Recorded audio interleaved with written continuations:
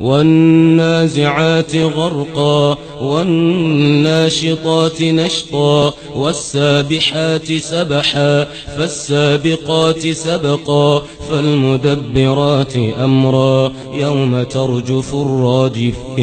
يوم ترجف الراجفة تتبعها الرادفة قلوب يومئذ واجفة أبصارها خاشعة يقولون أئنا لمردودون في الحافرة أئذا كنا عظاما ناخرة قالوا تلك إذا كرة خاسرة فإنما هي زجرة واحدة فإذا هم بالساهرة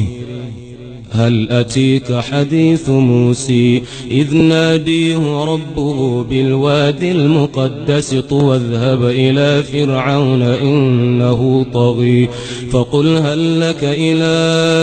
أن تزكي وأهديك إلى ربك فتخشي فأريه الآية الكبرى فكذب وعصي ثم أدبر يسعي فحشر فنادي فقال أنا ربكم الأعلى فأخذه الله نكال الآخرة والأولى إن في ذلك لعبرة لمن يخشي أأنتم أشد خلقا أم السماء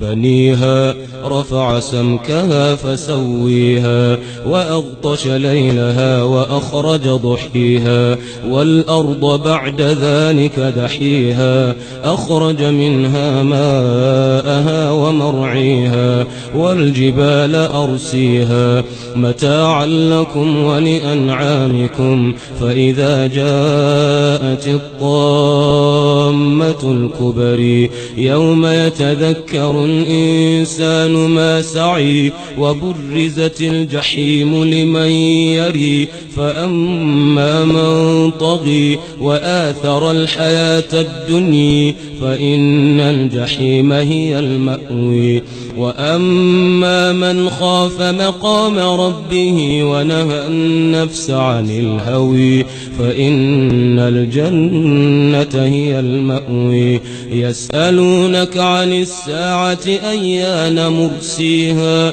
فيما أنت من ذكرها إلى ربك منتهيها إنما أنت منذر من يخشيها كأنهم يوم يرونها لم يلبثوا إلا عشية أو ضحيها